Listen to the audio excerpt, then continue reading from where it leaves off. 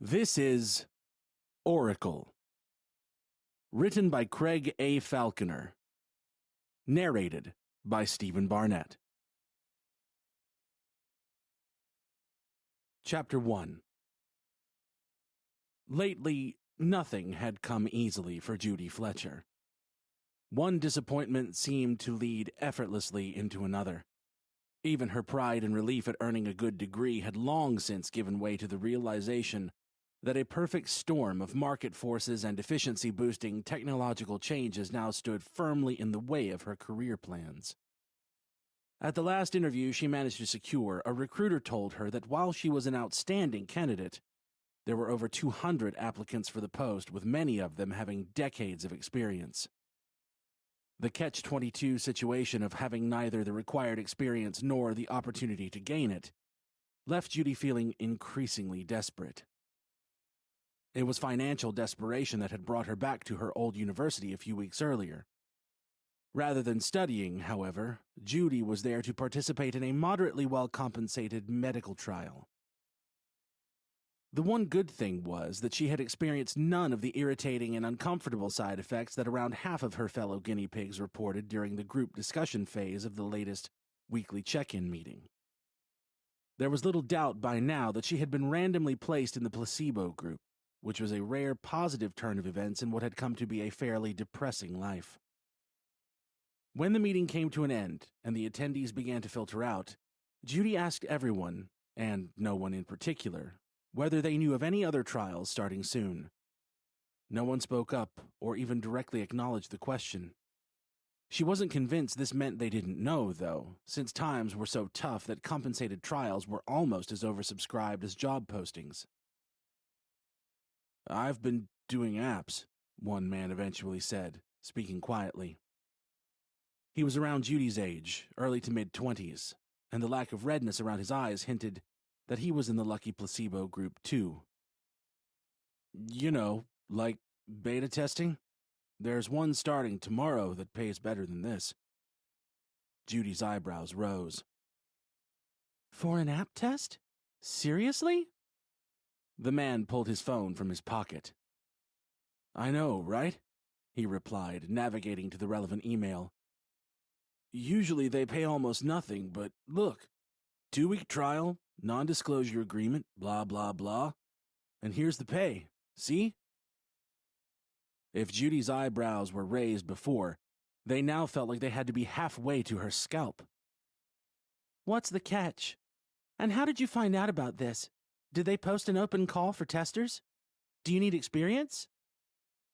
The man shook his head. "I do a lot of app testing, and I got an invite for this thing because I'm always diligent with my feedback. It said I could share the invite, but that the entry requirements for any more testers are pretty specific. One of my buddies got rejected because his income was too high, and the dude stacks shelves in a grocery store. My roommate got rejected because he doesn't spend long enough on his phone." An ironic grin crossed Judy's lips. "Hey, if they want people who are poor and glued to their phones, I'm overqualified." "Then I guess you might as well give it a try," the man laughed back. "As for the catch, I don't know much about this. I just know the app is called Oracle. It's some kind of next-gen digital assistant that is supposed to give me more control over my life, and it's going to auto-install on my phone at midnight. They say it's going to be life-changing. If you want to try to sign up, you can scan this QR code and answer the questions. If you pass the first stage, it'll probably ask for permission to scan your phone to make sure you didn't lie about your usage and stuff like that. It did for me." Judy's phone was already in her hand. "The big tech companies already know everything about me anyway," she shrugged, more than willing to make this privacy-related trade-off when a potentially tidy profit was on the line. She scanned the code and watched closely as a short survey appeared on her screen.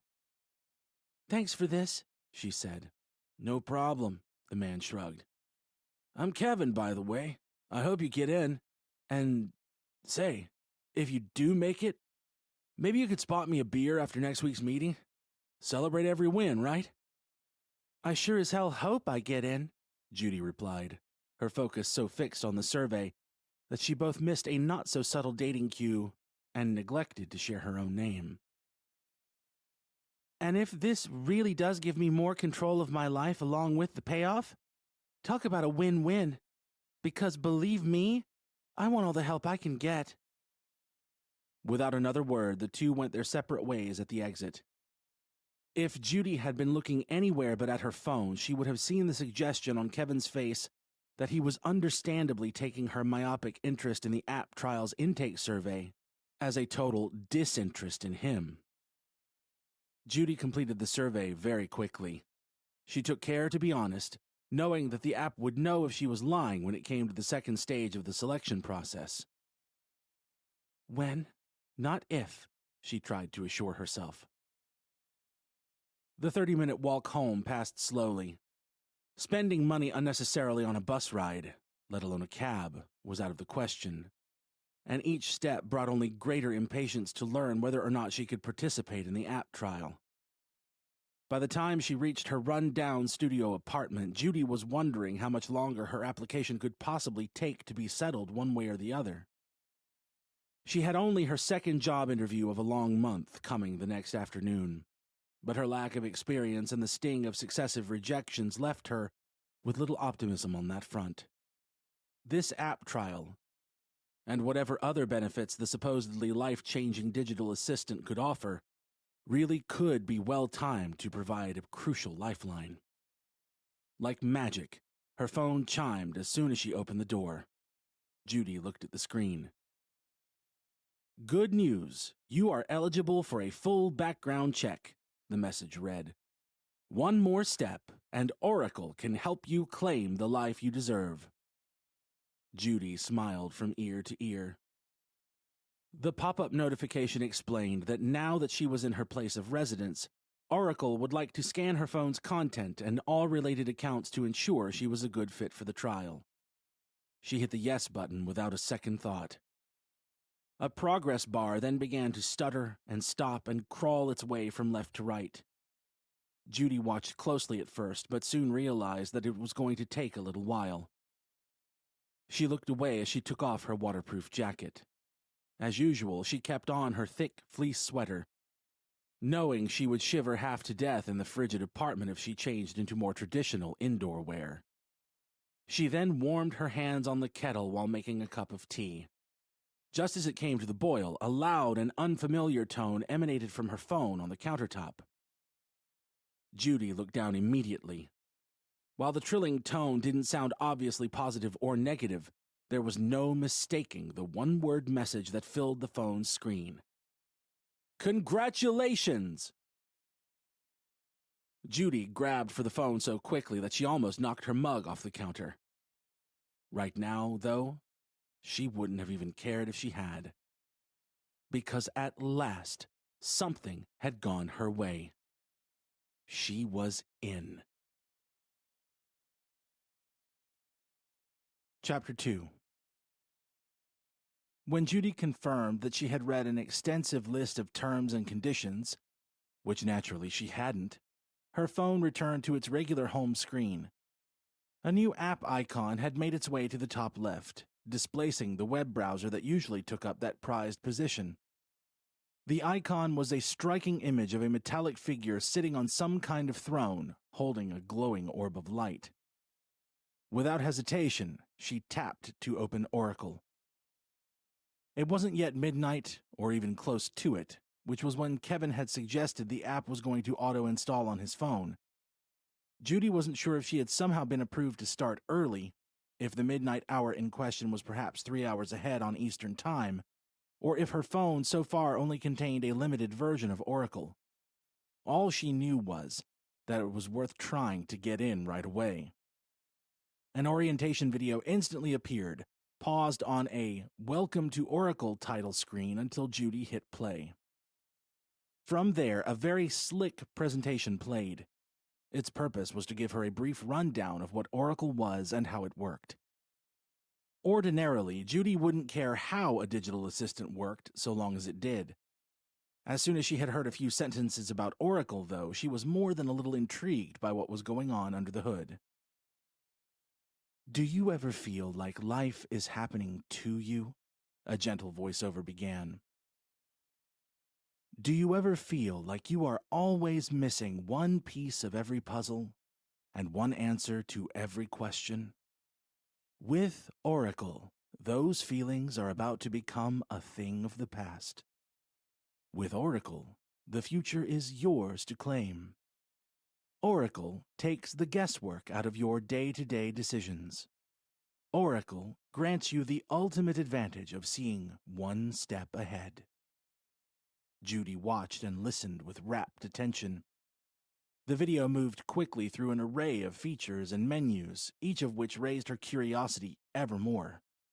The core suggestion here, underpinning many of the conveniences the app offered, was so startling as to be almost unbelievable. Land your dream job, the voiceover continued. Find your golden needle in the haystack of modern dating. Embrace the abundance you were born to enjoy. Oracle's ability to illuminate the path ahead before you take your next step can deliver all of these benefits and more. And as for how, at last it was coming. Here at Oracle, we don't believe in the power of magic. We believe in the power of data. Our patented AI-powered algorithms can analyze billions of data points every second, providing live information on how the imminent future will play out around you. By partnering with major hardware manufacturers and internet service providers, Oracle legally utilizes the unique benefits of real-time sensory and behavioral data to give you the upper hand. We have cracked the code. For too long, this kind of data has been used to sell you unneeded products with crude demographic profiling and behavioral nudges. Now, we are flipping the script and putting the power where it belongs, in your hands. Judy remained utterly transfixed as she watched the remaining moments of the video, which amounted to a quick-fire montage of an actor using the app in situations where its apparent abilities truly would be life-changing if the reality lived up to the hype. When the video ended, Judy was even more excited than she had been a few minutes earlier. This all looked so good. In fact, she was no longer even thinking about the significant payment she would receive at the end of her trial. Now, she was wondering just how many benefits she could squeeze out of Oracle while she had the chance. Chapter 3. After the video introduction was over, Judy realized that the full app was indeed available now. She still didn't know if this was related to a time zone misunderstanding or if she had somehow gained access earlier than Kevin. It didn't really matter, she figured. She was in, and that was what counted. One brief piece of footage in the video had shown a demonstration of a user asking Oracle for information about someone they had met in passing, without exchanging contact information. Images on the screen made clear that Oracle utilized location and proximity data to identify the person in question, whose biographical and contact information was then displayed. The privacy implications of this feature had crossed Judy's mind for the briefest of moments while she watched, but she didn't pay the issue much thought. After all, the video said Oracle had partnered with hardware makers and service providers to legally access billions of real-time data points. The person being identified had agreed to the terms and conditions laid out by the companies they bought products and services from, and those companies were thus within their rights to sell the data to Oracle. There was no case to answer. "I was talking to a guy called Kevin around an hour ago," Judy spoke into her phone. "He's the one who told me about this app trial. Can you give me his number, a social media contact, or even just his last name so I can find him and let him know I got in? I want to say thanks." Incredibly quickly, Oracle spoke back in its pleasant and melodic voice. "Unfortunately, you will be unable to converse with other participants for the duration of your trial period. I'm sorry about this, Judy, but rules are rules. Is there anything else I can help you with?" "Oh well," Judy thought to herself with a shrug. She had tried. "I want you to show me a prediction of something I can verify," she said after a few seconds of thought. Something fast. Something that's going to happen in the next few minutes, just to show me this mass-scale data analysis can actually work like the video said." "Oh, a challenge," Oracle chirpily replied. "Let's see. Okay, I have something. It's not the most impressive thing I can show you, but you wanted something fast and verifiable. Your neighbor Maria will arrive home in approximately 90 to 95 seconds. I am basing that on her current location and the flow of traffic. Unfortunately for Maria, there are no parking spots left on the whole street. I don't expect the next spot to become available for 8 minutes, when Maria's upstairs neighbor Carter, who you have saved in your contacts as Old Man Miller, leaves for his overnight shift. Now, if Maria was using Oracle, she could have planned her arrival time better to avoid all of that frustrating waiting around." Immediately, Judy moved to the window to see how things would play out. This wasn't the most exciting of predictions, but it could be a strong demonstration of the app's utility in a relevant, albeit mundane, situation. Right on cue, Maria's red car pulled into the street.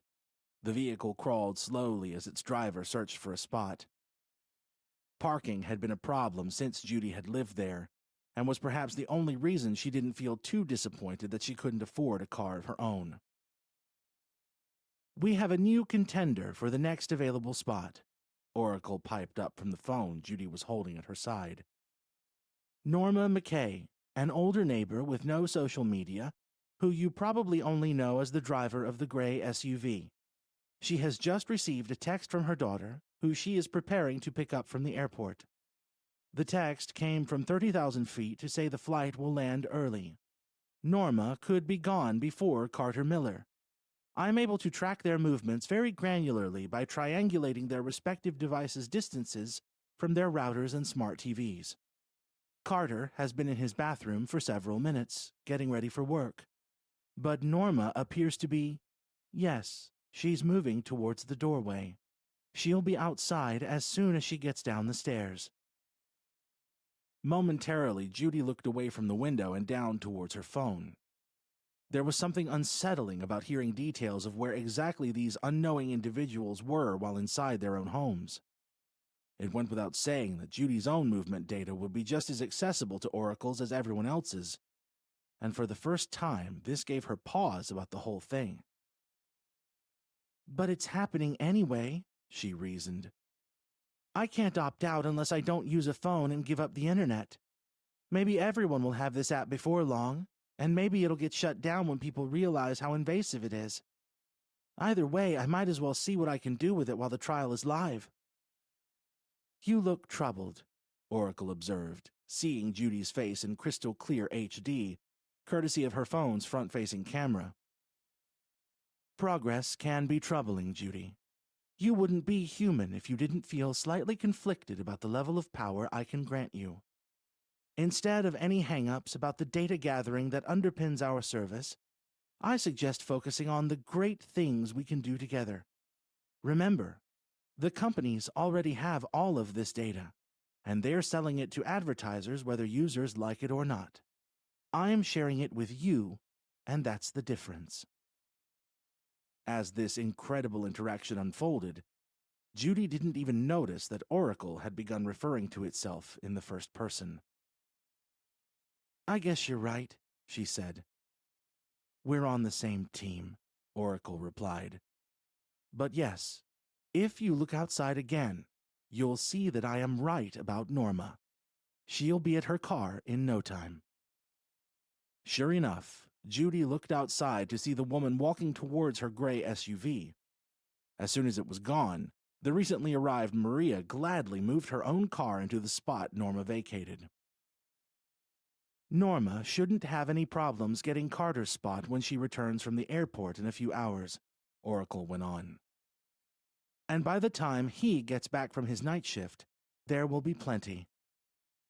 While her brain tried to comprehend the level of data access and analysis that was making these seemingly low-stakes predictions possible, Judy's eyes remained fixed outside. Oracle provided a running commentary as Carter, Old Man Miller, left his bathroom and wrapped up his pre-work routine. That took away any element of surprise when he emerged onto the street and headed for his car, but this only made the whole thing more striking. Part of Judy felt like she was watching someone use a modern games console to play Pong. She knew this wasn't even scratching the surface of what Oracle could do. I should make it clear at this stage that not everything can be reliably predicted in advance, the app's voice told her. It sounded incredibly human in both tone and overall flow, and the lack of a visual avatar only served to amplify the uncanniness of it all.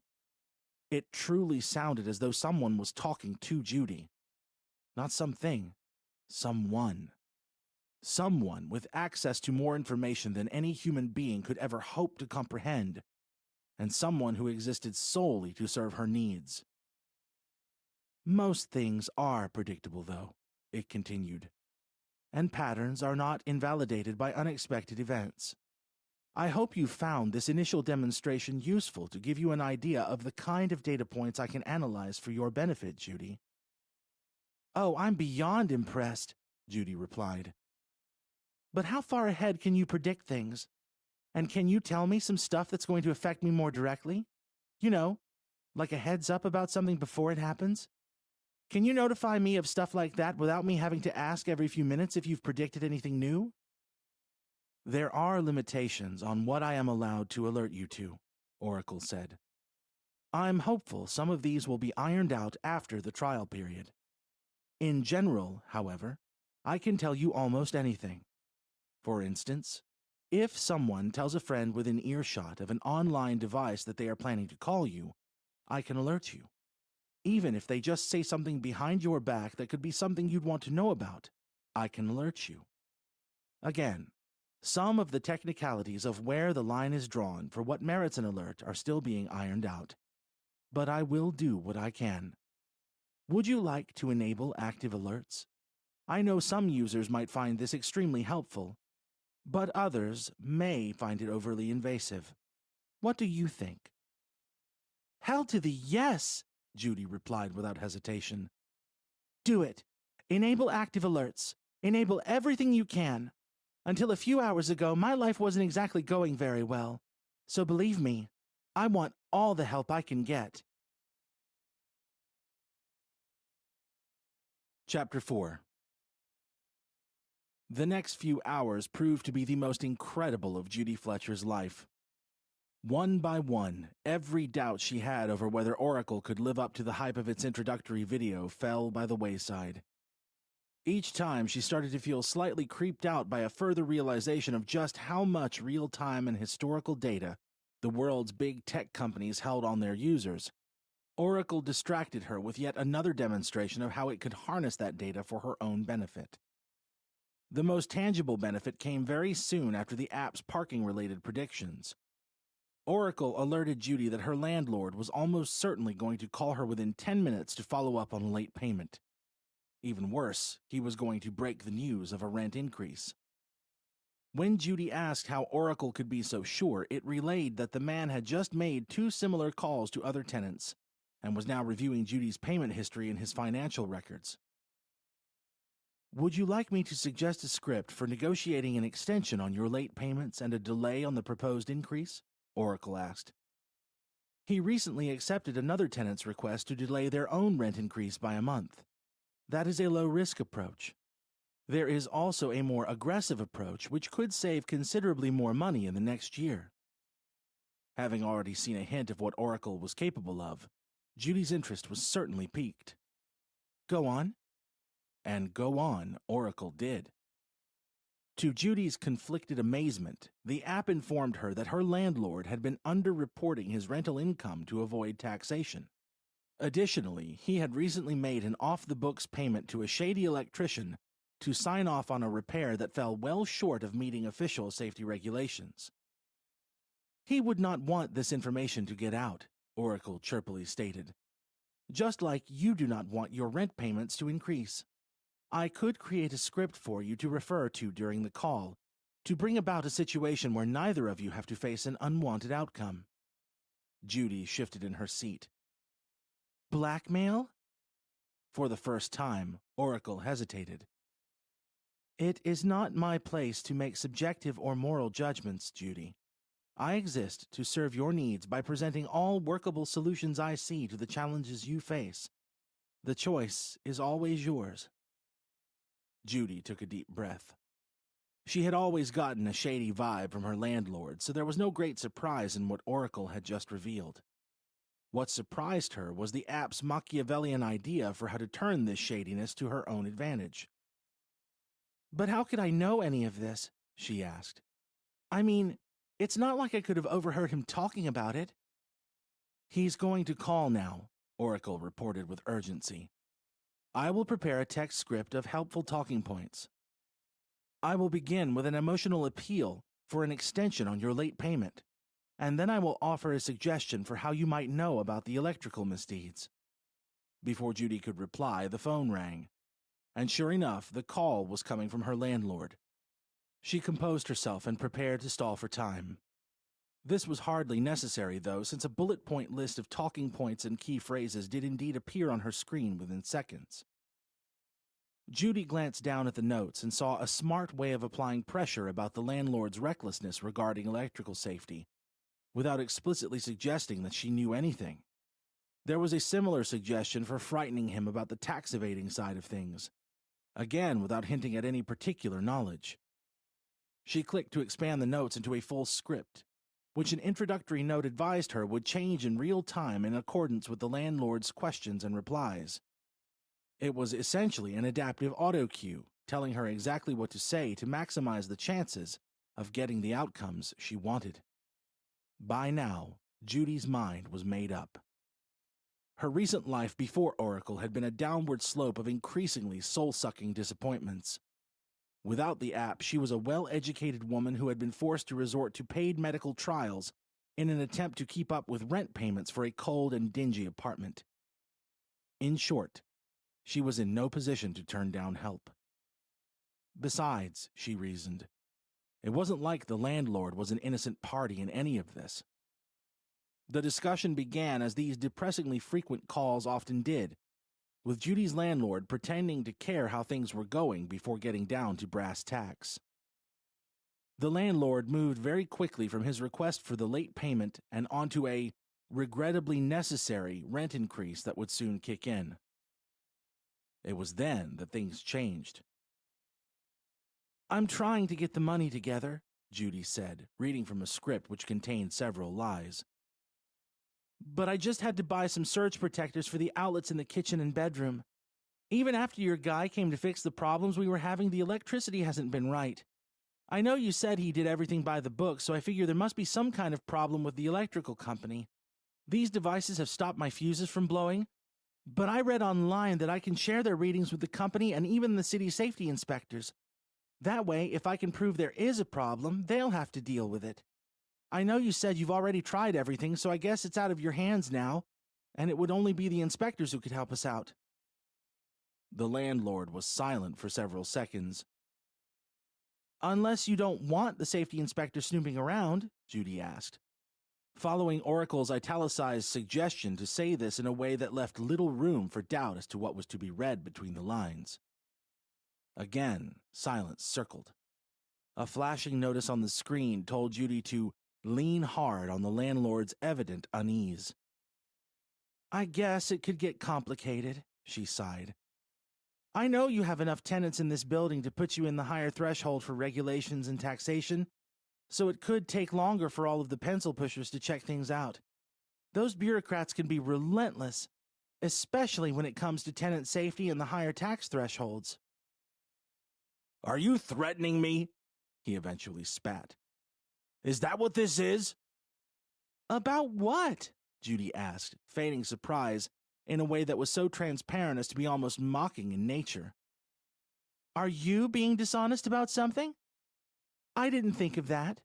But if you were, I suppose the costs of getting everything up to code and paying extra back taxes would probably run a lot higher than the increases you're trying to squeeze out of me, right?" This time, the silence was far more tense than before. "Okay," the landlord grunted after a few uncertain seconds. "We'll freeze your rent for 6 months to cover those devices you bought. If you have any more problems, handling it in-house without involving the city's inspectors will save us both money. Judy's blood was really pumping now, with more adrenaline coursing through her veins than she could remember in a long time. The thrill of having the upper hand was unmistakable, and quite distinct from the more general relief that she was now certain to end the call in a better financial position than she would have without Oracle's help. All of a sudden, 2 tappable options popped up on Judy's phone. One said, "Settle." The other, "Push for more." With a taste for the intoxicating power Oracle could grant her, Judy immediately tapped the option to push for more. "But I've already spent the money on those devices," she lied, doubling down and pushing for one more win. "That's why I was late on the last payment, remember? So I understand what you said about how keeping things in-house will let us keep the rent where it is for future months. But that has nothing to do with last month. It seems like we should probably just write the late payment off, too. Because, like we talked about, that money is basically nothing compared to what it would cost to handle all the regulatory stuff. Don't you think?" Instead of silence, Judy heard her landlord breathing heavily. A smile crossed her face as she waited for his answer, because she already knew what it was going to be. "Fine," he hissed. "But just remember one thing. You can only push your luck so far before consequences push back." At that, the man unceremoniously ended the call. Judy immediately rose to her feet, leaving her phone on the arm of her chair as she stood with one hand covering her mouth. She looked down at her phone in shocked realization of just how much power she now possessed. Predicting traffic movements and incoming calls was all well and good, but the last few minutes had shown a clearer hint of what Oracle was really capable of. She felt no qualms about having essentially extorted financial savings from her landlord. After all, it was only his guilt and desire to avoid greater consequences that made her pressurization techniques possible. She also didn't pay any heed to his warning that pushing her luck too far would ultimately have negative consequences. With Oracle on her side, Judy had every confidence that the only consequences coming her way were the ones she wanted. "I have a job interview tomorrow that I really need to go well," she told her phone, picking it up as new possibilities began to swirl in her mind. "Can you help me out?" "I exist to help you out," Oracle happily chirped in reply. "How deep would you like to go? I can analyze the recruiter's likes and dislikes, as well as preparing a script for you to present yourself in the best possible way. If success in the interview is as important to you as it was in this phone call, I can explore options to make rival candidates or even existing employees seem less desirable. It's all up to you, Judy. Where would you like me to focus?" Judy grinned widely. One line in particular echoed immediately in her mind. "It's all up to you, Judy." Boy, did that sound good. "Give me everything," she told the remarkable digital assistant. "I want all the help I can get." Chapter 5. By the time her job interview came around the next afternoon, Judy could hardly have been any more confident. Thanks to Oracle, she knew all about the woman who would be asking the questions, and all about how to answer them as effectively as possible. The recruiter would soon be Judy's boss, all being well, so both she and Oracle were acutely aware of the need to come across as personable and keen. There could be no blackmail of the kind that had worked so well on Judy's landlord, so no time had been wasted digging up dirt on the recruiter herself. The same was not true, however, of Judy's likely rival in the battle for a job she needed dearly. Oracle had uncovered some potentially useful information about the recruiter's favored candidate from the interviews that had already taken place, and Judy felt reassured knowing she had the information if she absolutely needed to lean on it. That would be far from ideal, though, so she tried to push it to the back of her mind. The app explained that it had created a, quote, competitor profile based on the rival's personal data, and that it had more broadly accessed the recruiter's notes from previous interviews, as well as her initial reaction to reading Judy's resume and cover letter. This would be more than enough, it suggested. Judy no longer particularly cared how Oracle was working its data-driven magic. In some ways, she preferred not to think about it, much less ask, since the sheer level of information it held on seemingly everyone in the country wasn't the most pleasant thing to think about. With a moderate breeze swirling outside, Judy opted to catch the bus to the nearby office so that she could look as presentable as possible and arrive without too many windswept hairs. She had a good feeling that the trivial cost of a bus ride would no longer even register in her mind once the upcoming interview was over. Things started well and continued from there. The interviewer was visibly and vocally impressed by Judy's level of preparation. "If I had two openings, one would be yours right now," the woman plainly stated. "But we do have another outstanding candidate for the available role, so I can't make any commitments today." Judy forced a smile. Officially being recognized as one of two outstanding candidates was hardly a bad thing, but it certainly wasn't the decisive win she had come for. She already knew the name and personality flaws of the other candidate, however, and Oracle had suggested some fairly devious ways for Judy to differentiate herself from the rival without coming across as too cutthroat. But just as she was about to begin, an unexpected interruption arose. A loud and shrill beep emanated from Judy's phone, which she was sure she had diligently put into silent mode before entering the interview room. "Blood sugar monitor dislodged," the phone announced in Oracle's familiar voice. Confused, in no small part due to the fact that she didn't have a blood sugar monitor, Judy made an apology to the interviewer and pulled her phone from her pocket. On the screen, she saw an alert from Oracle about a new opportunity to secure her position without having to disparage the rival candidate. The information was extremely succinct. Sorry again for this," Judy said, pivoting on the spot in her newfound deference to Oracle. It had gotten her this far, after all, and she knew better than to think she knew better. "I haven't worn this skirt for a while, and I think it's... Well, is it okay if I excuse myself for one moment?" "Of course," the recruiter said. "Please, take as long as you need. I really would like to get to know you some more, and my next 20 minutes are open." Judy thanked the woman and rose to her feet.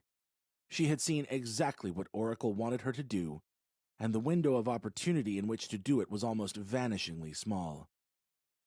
In short, Oracle had identified a possible way to create the extra job opening that would guarantee Judy a role.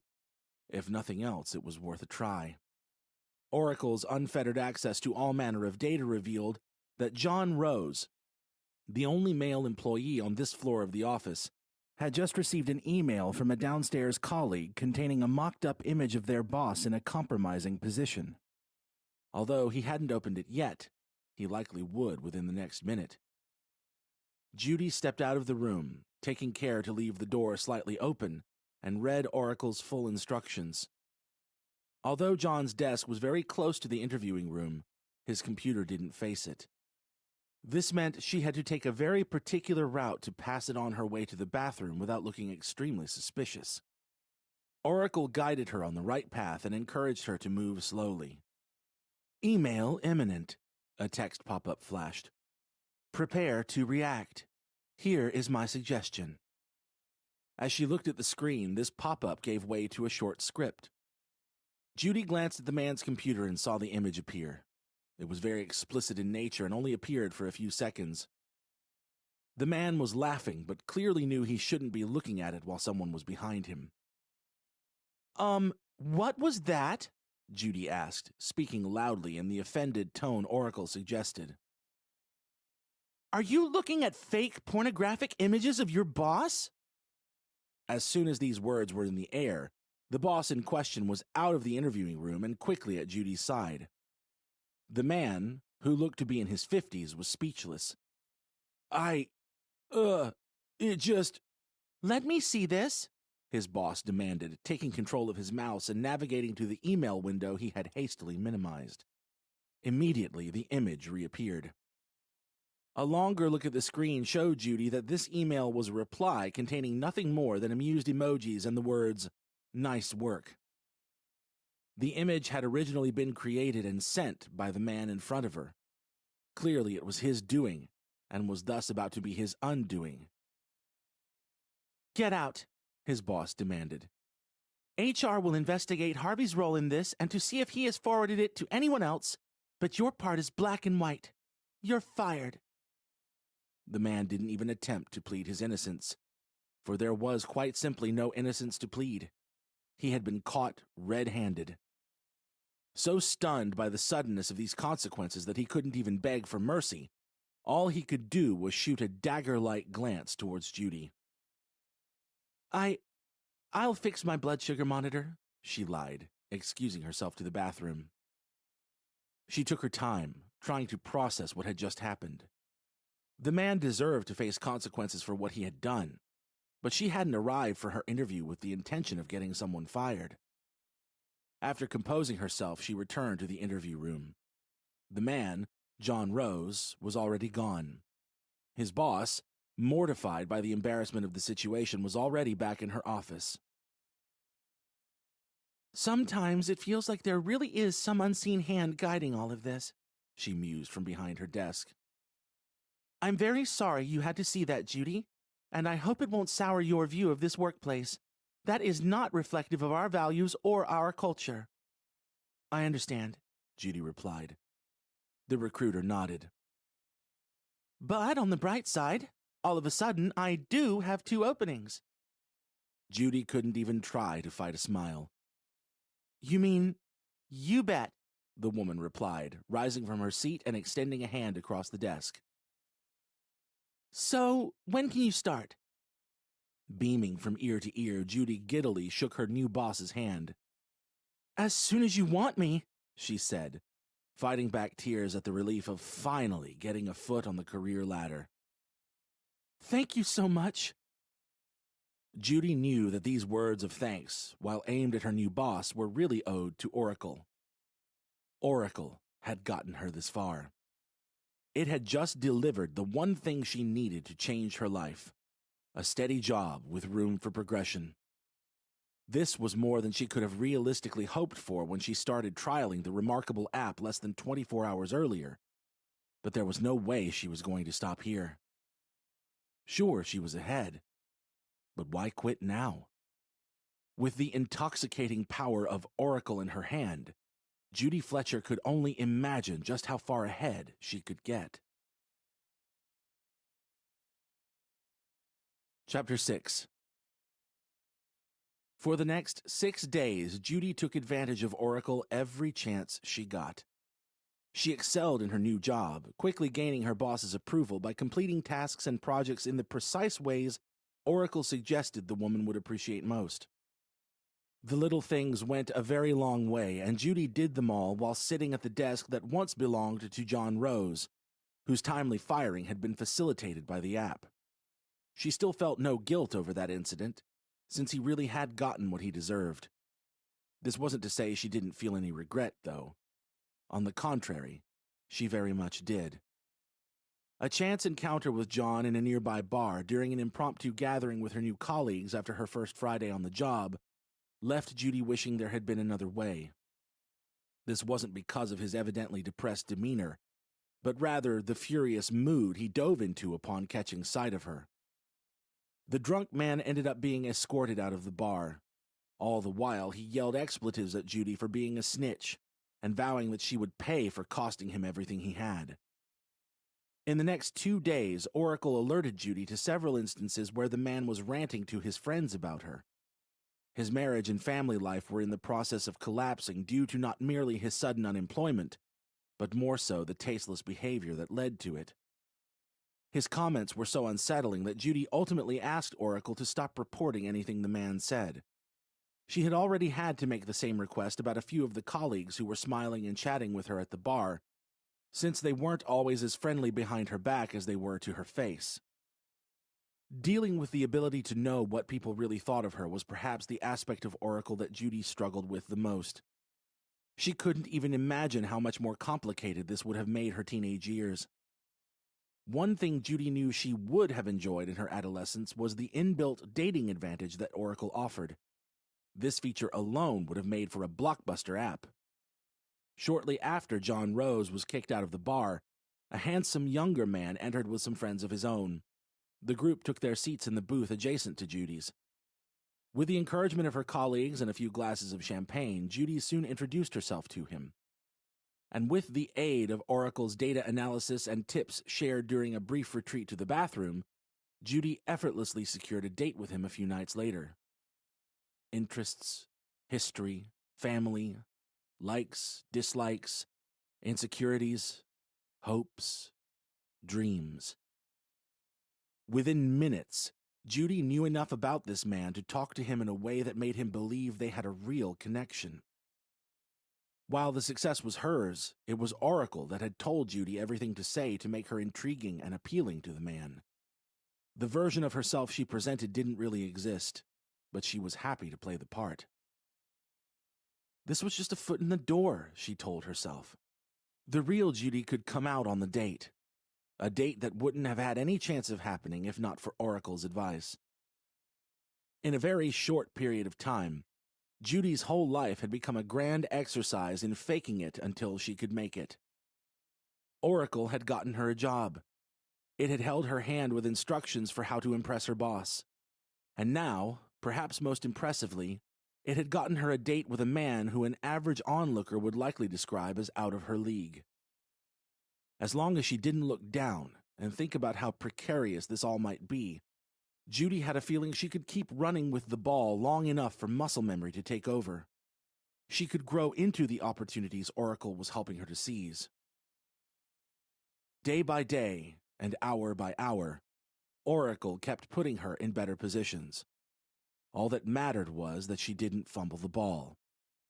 As time went on, though, the stakes were quickly getting higher.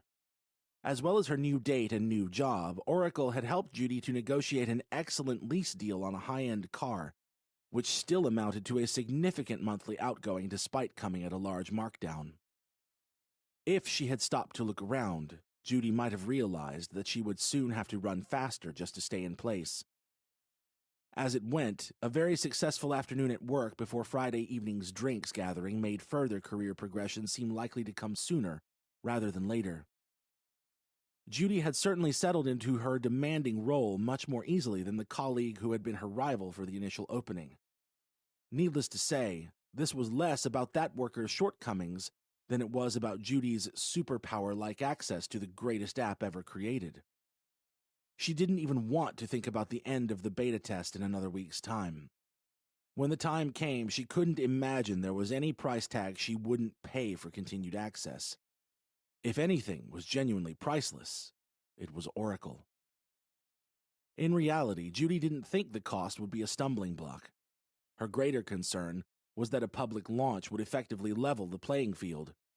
She worried that broad access to the app would remove the advantage she currently enjoyed over the unknowing masses. She truly did have to make the most of next week. Halfway through her Oracle test run, and precisely 1 week after learning of the app's existence, Judy was very much looking forward to catching up with the man who had introduced her to it. The medical trial where she met Kevin no longer felt very important. After all, its once crucial offer of financial compensation now amounted to less than a single day's pay. She had another reason to attend, though. A better reason. Keen to maximize every hour, Judy wanted to talk to Kevin to find out if he had stumbled upon any beneficial uses of Oracle that she might have missed. When the evening of the trial meeting arrived, Judy opted to get a cab to the university. Oracle advised her that there was unlikely to be a free parking spot at the time she would get back, so she left her shiny new car where it was for now. She smiled as she walked past the car and stepped into her cab at the end of the street. She had come such a long way in such a short time. From begging for an extension on her rent payment and being impressed by Oracle's ability to predict parking spot availability, here she was, employed, dating, smiling, thriving. It was set to be a busy evening.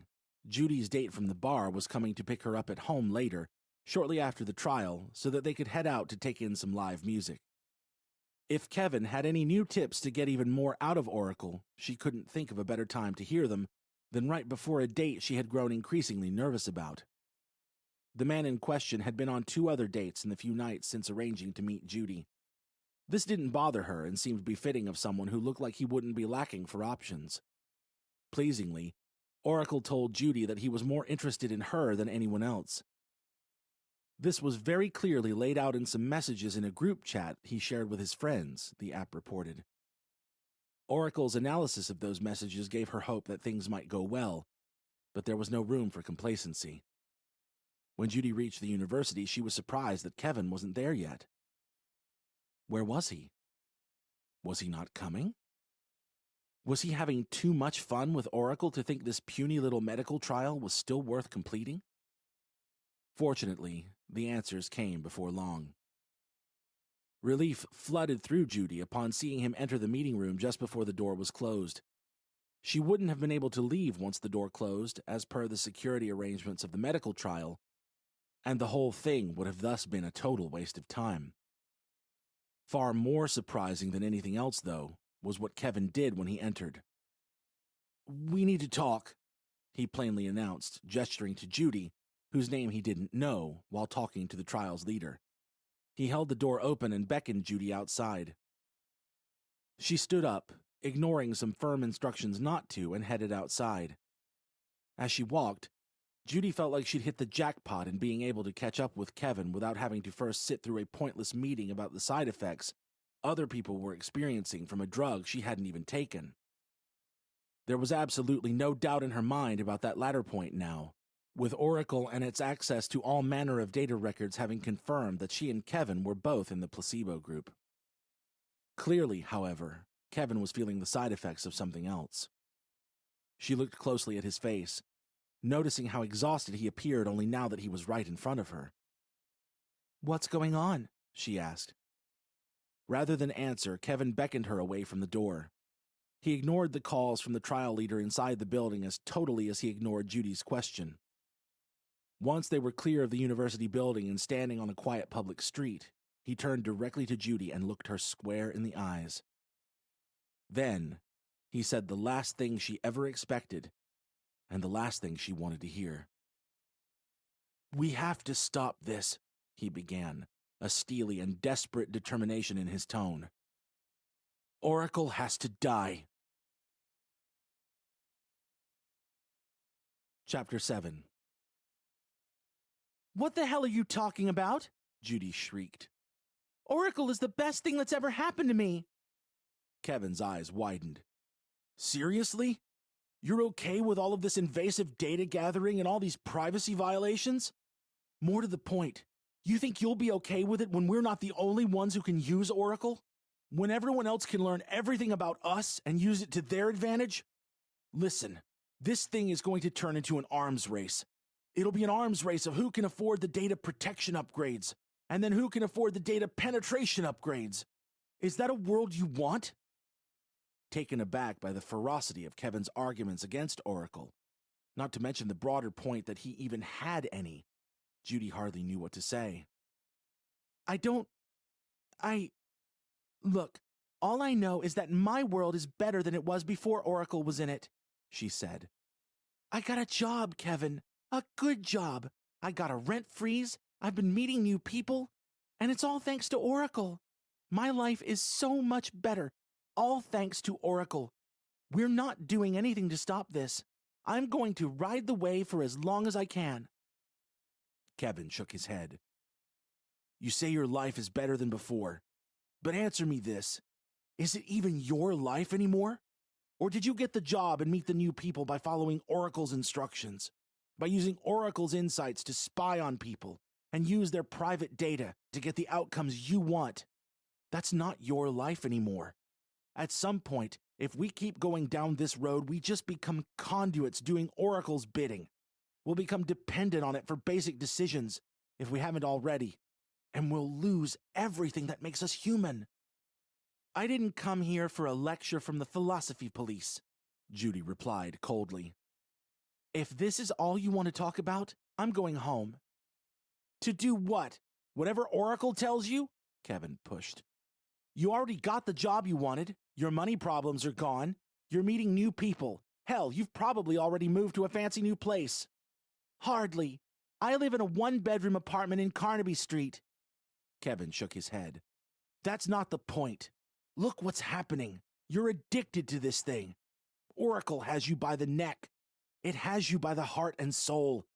Believe me, I know how it is. I'm in this too. Judy sighed and turned away to leave. Well, I guess I'm going home. You can't say I didn't warn you.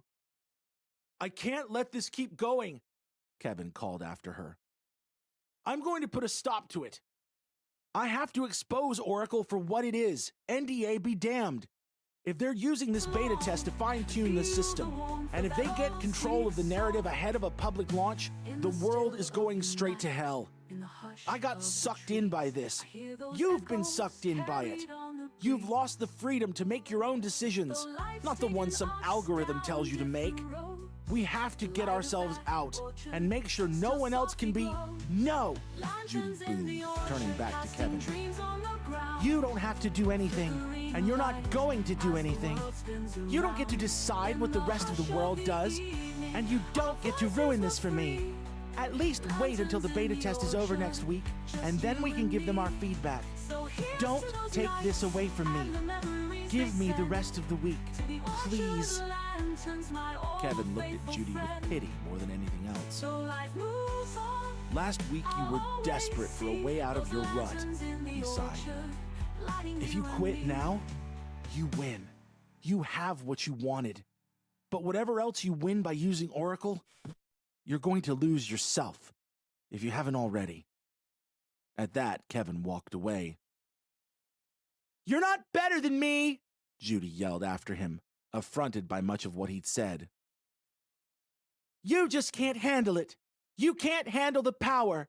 I can. Without turning back, Kevin called one final comment. Good luck with that. Believe me, you're gonna need it. Chapter 8. For the entirety of her cab ride home, Judy cursed Kevin's name and hoped beyond hope that he wouldn't do anything to ruin her new life. If he stepped out of line by breaking his non-disclosure agreement to publicly reveal any details about Oracle, there was no telling what would happen. Would the whole beta test end? Would the app suddenly stop working?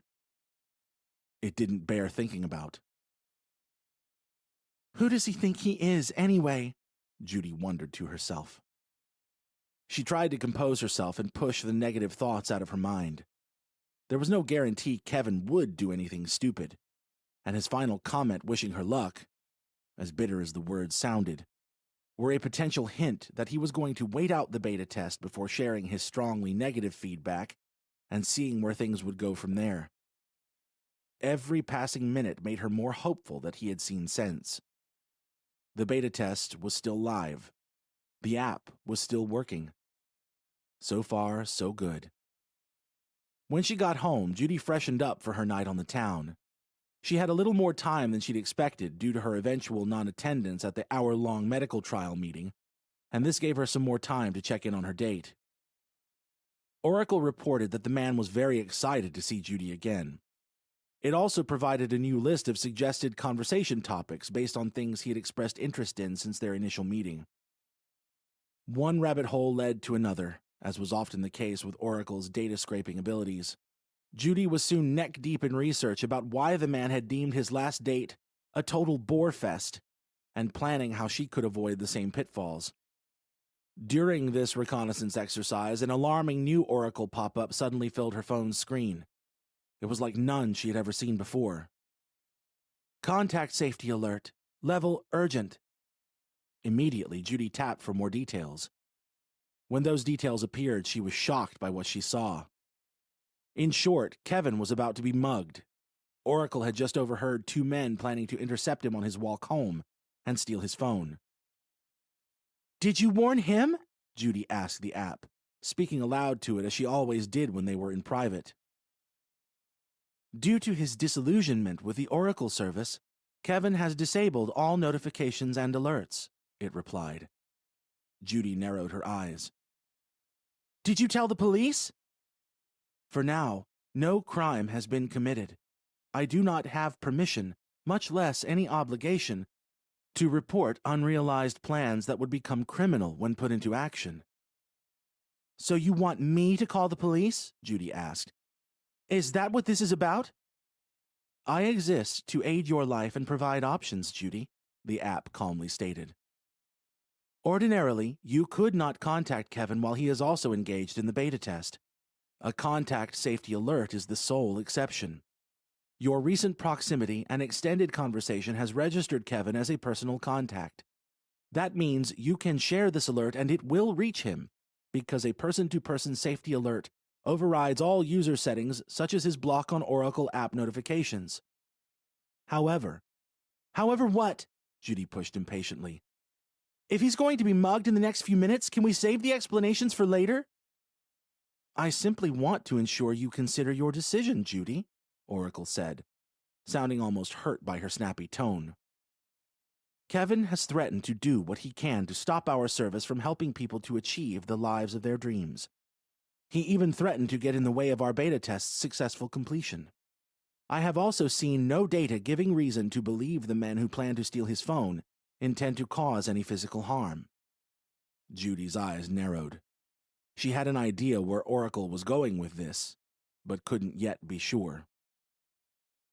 If he loses his phone, he loses all record of the things he threatened to expose, the app continued. The criminals will see nothing without his fingerprints and facial recognition credentials.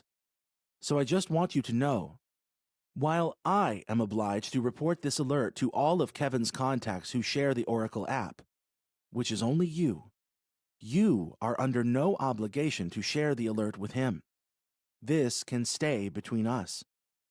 I exist to give you choices, Judy. The choice is always yours. You can warn Kevin about the muggers, or you can leave them to it.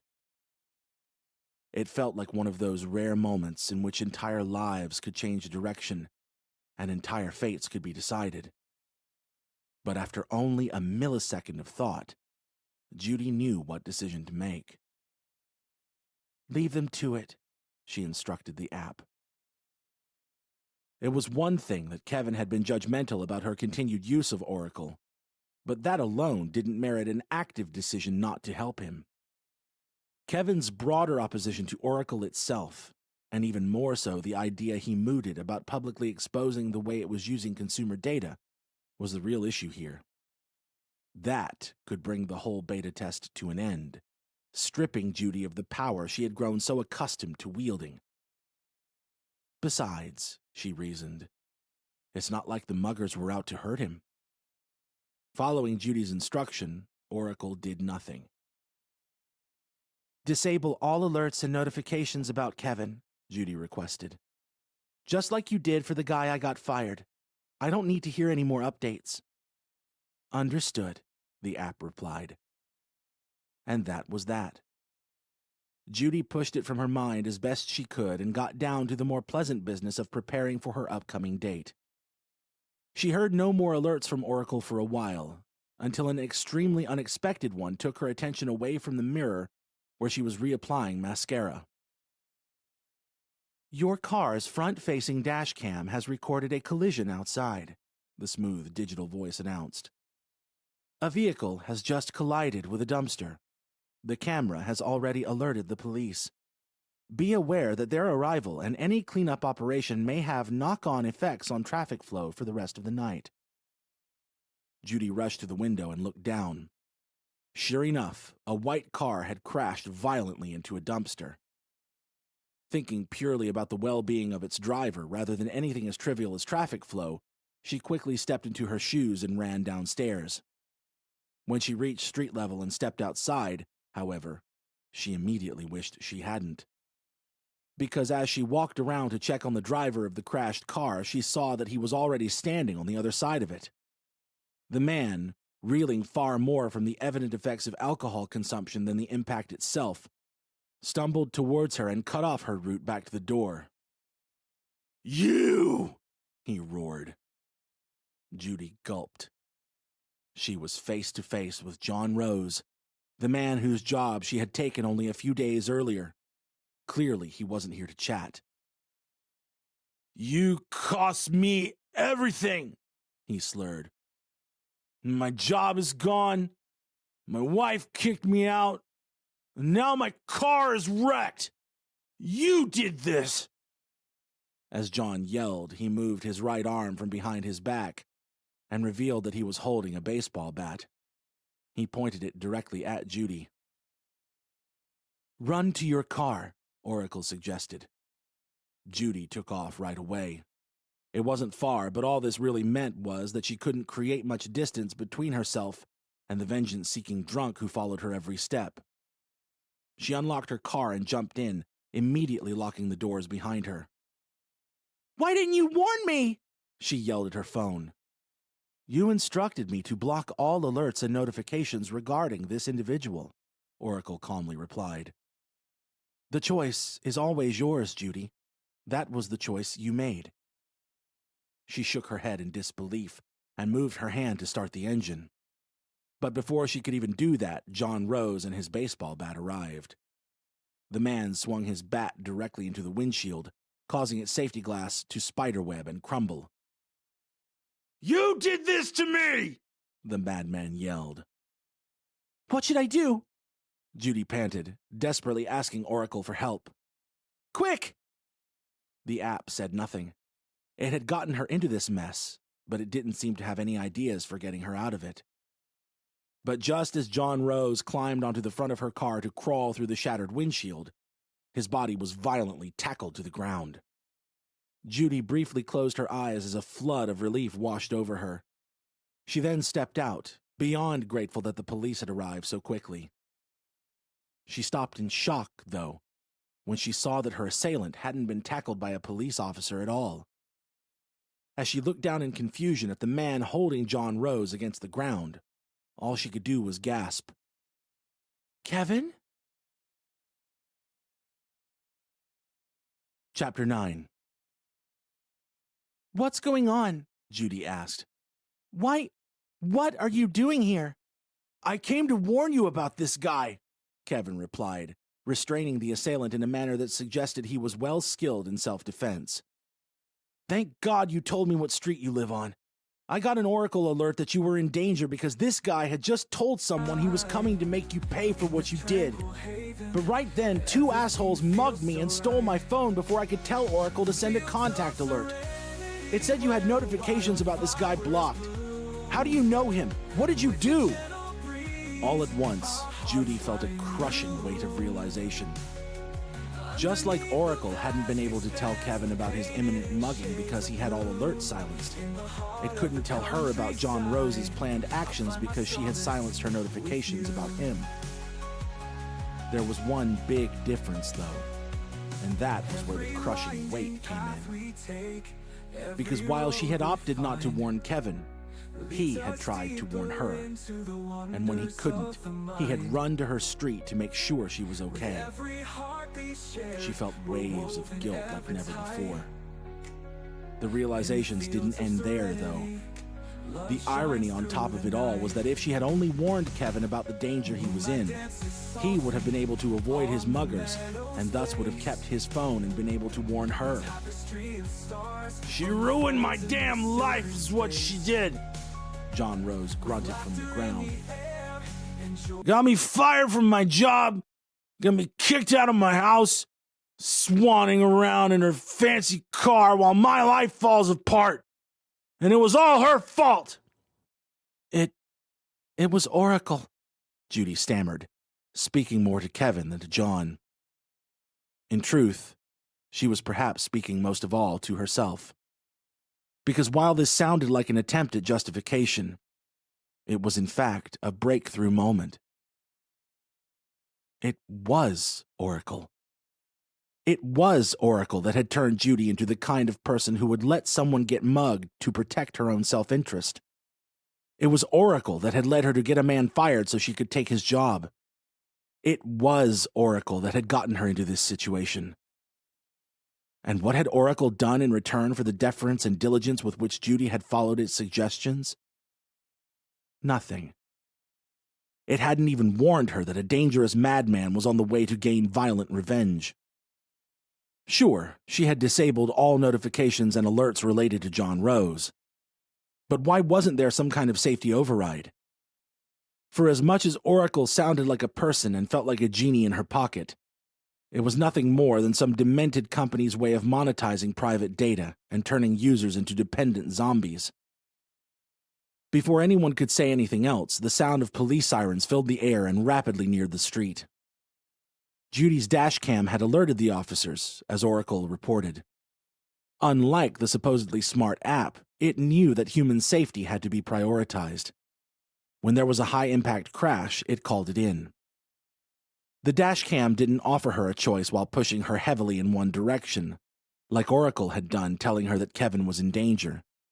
Instead, it acted. It did what a modern piece of technology should do in serving its owner as well as an injured bystander. It didn't make judgments or suggest actions. It watched out for humans rather than try to control them, manipulate them, and drag them into an app-addicted stupor. The arriving police immediately rushed out of their vehicle and took over Kevin's role of restraining the obviously drunk John Rose. "Do you want my dash cam to see what happened?" Judy asked. "We already have the video, ma'am," the officer replied. "Your camera sent it over when it made the call." Again, this seemed like a far better use of data than the invasive and dehumanizing ways Oracle had been using the massive amounts of information it had access to. Judy was only realizing all of this now, but she was realizing it hard. "We'll take statements from you two in a few minutes," the officer said as he led John Rose into the back of the car. "Don't go anywhere." This left Judy and Kevin alone in the street. Several people were looking down through their windows, having heard the sirens, but no one else was outside. "So what happened with your phone being stolen?" Judy asked, feeling immense guilt. "Did they hurt you?" Kevin shook his head. "They told me they just needed the phone and didn't need to be violent. They didn't say they wanted my phone. They said they needed it. And they didn't seem like normal criminals at all.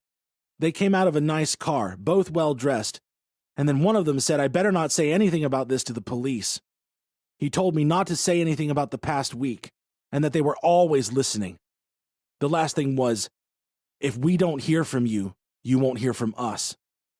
I'm almost sure they were from the company behind Oracle, or at least working on their behalf." "Oracle, is that true?" Judy asked, speaking directly into her phone. "I am unable to comment on this matter," the app replied. Kevin raised his eyebrows. If there had been any doubt in his mind, this sealed it. "They obviously heard me being angry about everything and thinking about breaking the NDA." Judy sighed. It was time for the truth. "Kevin, I'm sorry." He looked beyond confused. "I could have warned you," she went on. "Oracle told me you were going to be robbed. It couldn't warn you because your notifications were off, just like it couldn't warn me about this guy coming to attack me. I guess the app didn't know those guys were working for the company. But the point is that I'm sorry. That's the point. I didn't want you to do anything that would ruin the beta test and take Oracle away from me. I let it change me. You were right. Everything you said back at the university was right. I'm sorry I didn't listen. But most of all, I'm sorry for not warning you when I had the chance." Somewhat surprisingly, Kevin didn't look angry. "We're not built for the level of data this thing gives us," he replied with a palms-up shrug. "Don't worry about it. I've done some things in the past week I would never have done before. It warped my mind. I don't want to say it took over, but, well, I don't have to tell you. It basically did.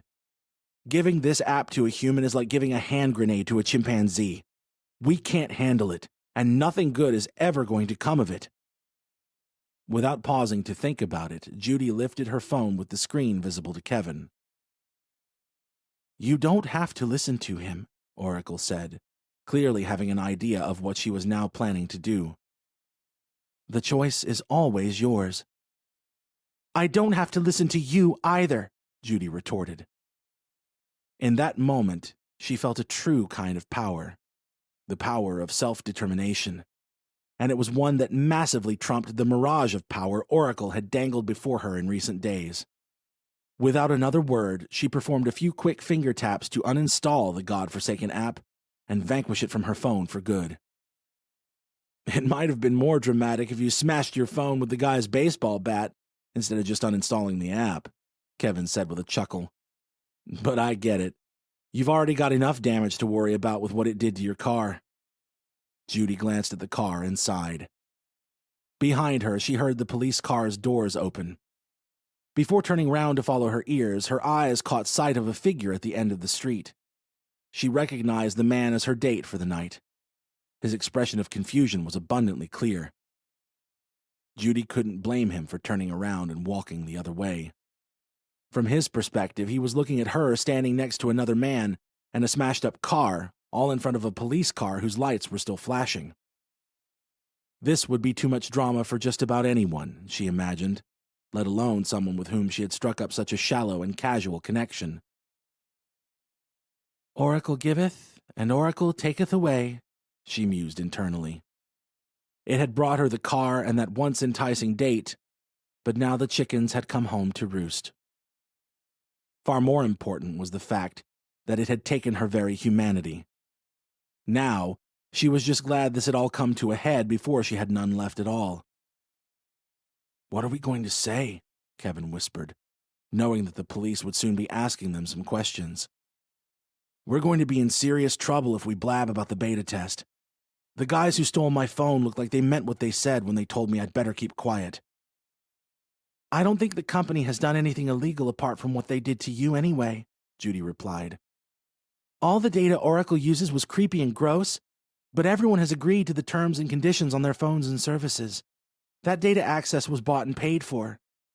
Kevin couldn't argue with that. Besides, she continued, even putting aside the trouble we could get into if we try, should it really be up to us to kill this technology? Maybe they'll look at how this beta test played out and realize it's not going to work.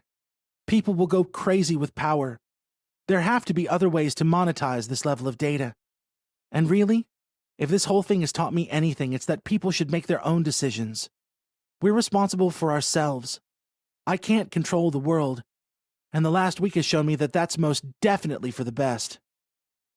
Okay, so we'll say nothing about the app to the police, Kevin agreed. I want to talk about it later, though. With each other. I hear what you're saying, but I don't think I can just go back to my normal life and act like none of this happened. We've seen how dangerous Oracle can be. We have to keep an eye on how things play out and, talk about it. At least to each other. As the police grew near, Judy found herself agreeing.